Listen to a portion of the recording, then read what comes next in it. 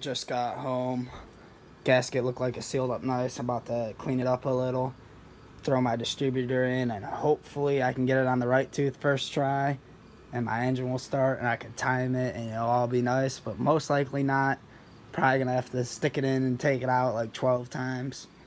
But then after that, I'm going up to Advanced Auto Parts to get my Energy sway bar bushings that I ordered, and I'm gonna throw those on. Okay, distributor and wires are in. I have it fully advanced.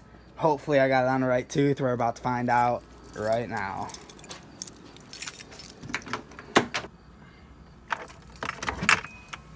Wish me luck.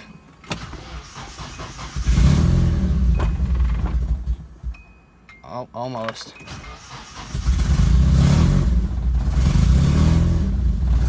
Giving it a little bit of gas. Oh, it's idling, kinda, barely. I opened my throttle body up a little more on this little adjustment right here. So my throttle's open a little more, so the idle will be a little bit higher. I'm gonna try it again.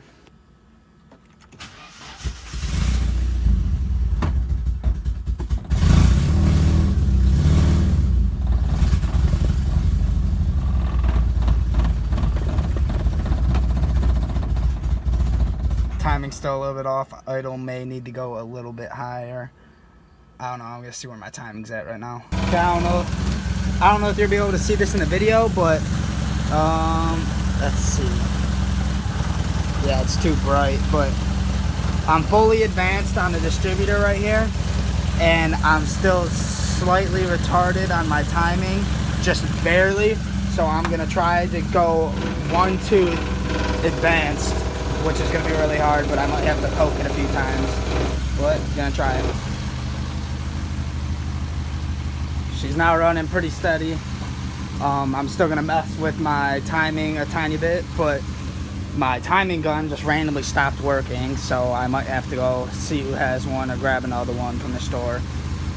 But yeah, it's running pretty good, and I'm really happy about it. I don't gotta see where my idle's at. I don't know where my idle's at, but I gotta play around with that too. Sounds good. I got the sway bar bushings. These are the same ones I already had on there, but I accidentally bought 25mm sway bar bushings, which are for the SE model 240SX S13. But these are 24mm, which fit mine, and mine's an LE. I got the sway bar bushings or brackets in. They're all greased up because these are greasable. They're still a really tight fit, but not as tight as the other ones were. So, and when I say tight, I mean the clamp wise. The clamp was too big. But as you can see, the bolt is all the way in on that side and all the way in on the adjustment on this side, so it barely fits. The hatch is back on the ground and looking dirty as ever. Strut bar, the final piece, is back on. Everything's tight, everything's looking good. Definitely got to clean it real soon. The hatch is steadily idling. The idle's maybe a little bit high, but I kind of like it a little bit high. It's been running for about 10 minutes, still not overheating or anything, so that's good. Sounds pretty good. And then Johnny Boy just arrived. He's doing all sorts of different type of crap. I don't know what he's doing. Everything. He's fixing his radiator brackets or something, but we're about to mount some tires maybe. Yeah, so me and John attempted to mount some tires. Didn't go so well. And we aren't feeling too hip to it, but John has 2 sets of tires he wants to mount on his fronts and backs. I got a spare set I need to mount, and then the set on the rears of John's that are mine, I want to flip around and burn those off since he burned off the half a side already. But John used to work at a detail shop, and they got a tire mounter, so maybe we can hook something up with him. Just took my car out for a test drive. John was following me, and it felt so good. The car runs great, power band feels great, and John was following me, and it just felt awesome having the 240s cruising out. Just doing a little bit of final touches. I test drove it and everything. Took a break for a while, let it cool down, made sure the coolant was topped off. Now I'm going to check my ECU for any codes, make sure I don't have any codes. Put the ECU back in and button everything. I have one code on my ECU. I just checked it. It's code 34, which is a knock sensor code, which I already know that's in the wiring because I've been dealing with that for a long time. And the knock sensor is kind of hard to get to. I should have did it while I was already out, but I really don't care that much for paying that much to get rid of a knock sensor code for a new sensor. So I just left it. So that's all good. I'm going to put the computer in tomorrow because I really don't feel like crawling down there. But engine is all set.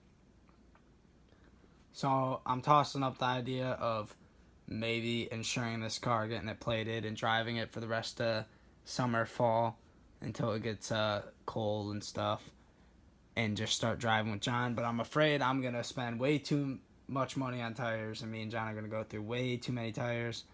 So I don't know. I'm still thinking about it. I still want to make sure the car's running really great, make sure there's no leaks and everything before I do any of that.